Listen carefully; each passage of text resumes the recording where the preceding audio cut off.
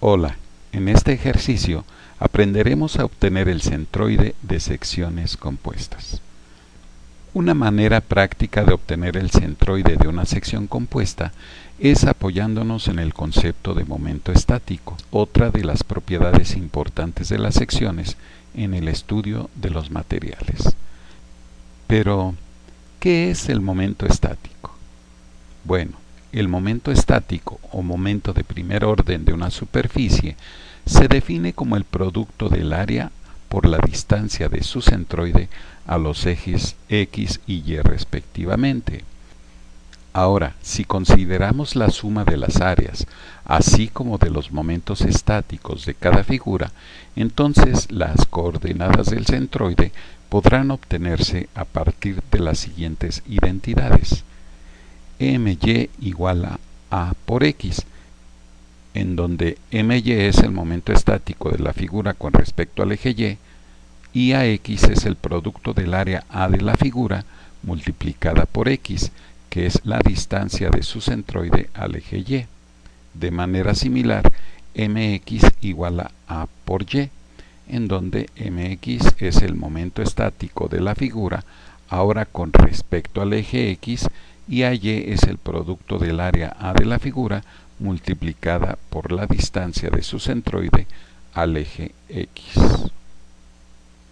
De todo lo anterior se desprende que las coordenadas X y Y del centroide se obtienen al dividir el momento estático de la figura compuesta entre el área total.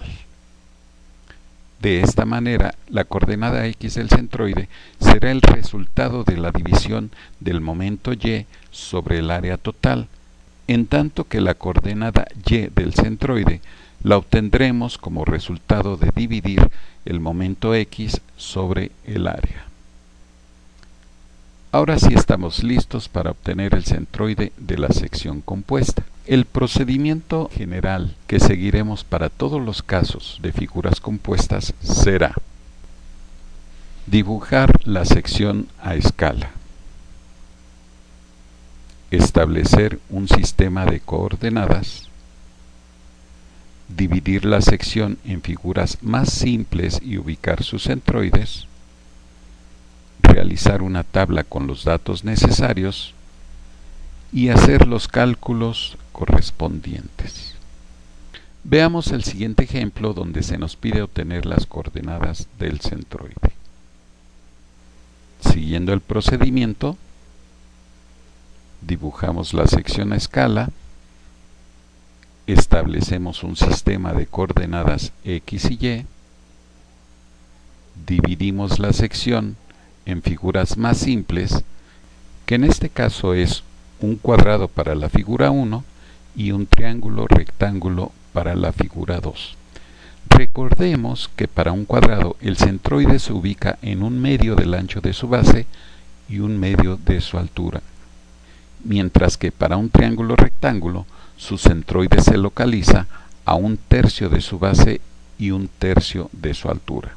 Obteniendo entonces que las coordenadas del centroide de la figura 1 son X igual a 3 y Y igual a 3, mientras que para la figura 2 las coordenadas son X igual a 1 y Y igual a 2. Ya en el dibujo a escala de la sección, el centroide del cuadrado se localiza a 3 centímetros del eje X y 3 centímetros del eje Y, en tanto que el centroide del triángulo se ubica a 7 centímetros del eje Y y 2 centímetros del eje X. Tenemos entonces que la figura 1, que es un cuadrado, tiene de base 6 unidades y de altura 6 unidades, por lo que su área se obtiene al multiplicar la base por la altura, que en este caso nos da obviamente 36 centímetros cuadrados. En cuanto a la ubicación de su centroide, sus coordenadas son X igual a 3 y Y igual a 3. Con relación al triángulo rectángulo, que es la figura 2, ya sabemos que su base es de 3 unidades y su altura es de 6, por lo que su área, por ser un triángulo, será igual a base por altura sobre 2, es decir, 9 centímetros cuadrados. En cuanto a las coordenadas de su centroide, tenemos que x igual a 7 y y igual a 2. Con esta información podemos ahora calcular los momentos estáticos con respecto a los ejes x y y respectivamente. Recordemos que el momento estático con respecto al eje y se obtiene a multiplicar el área de la figura por su coordenada x. De manera que para la figura 1 el momento estático con respecto a y será igual a 36 por 3, es decir, a 108 centímetros cúbicos. De manera análoga, el momento estático con respecto al eje x lo obtendremos al multiplicar el área por la coordenada y de cada figura. De esta manera, el momento estático con respecto al eje x de la figura 1 será también de 108 centímetros cúbicos. Ahora, para la figura 2, el momento estático con respecto al eje y será el resultado de multiplicar 9, que es el área, por 7, que es la coordenada x de la figura 2, de manera que el resultado es 63 centímetros cúbicos. Continuando con el proceso, calculemos ahora el momento estático con respecto al eje x. En este caso tendremos que multiplicar 9, que es su área, por 2, que es su coordenada y. De manera que el momento estático con respecto al eje x será igual a 18 centímetros cúbicos. Continuando con el proceso, será necesario ahora calcular los totales del área y de los momentos estáticos con respecto a los ejes x y y respectivamente.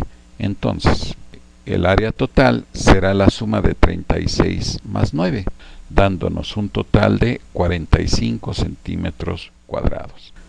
Con relación al momento estático en y, tendremos que sumar 108 centímetros cúbicos, que es el momento estático de la figura 1, más 63 centímetros cúbicos, que es el momento estático de la figura 2, dándonos un total de 171 centímetros cúbicos. De esta misma manera, sumemos ahora los momentos en x de cada una de las figuras.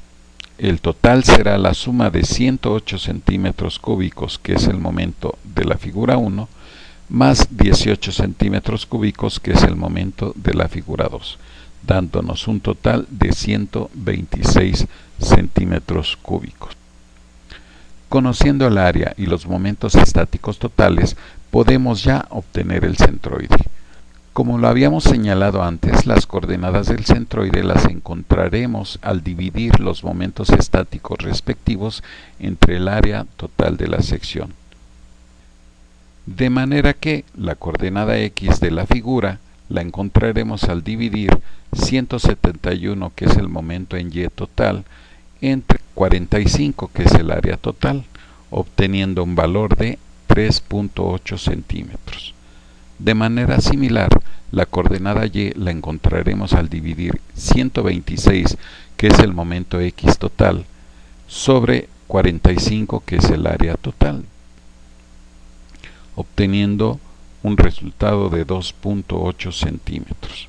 De manera que las coordenadas del centroide de la figura son 3.8 centímetros y 2.8 centímetros. Ubicándolos en la gráfica, tenemos ahí el punto en donde se encuentra el centroide. Gracias.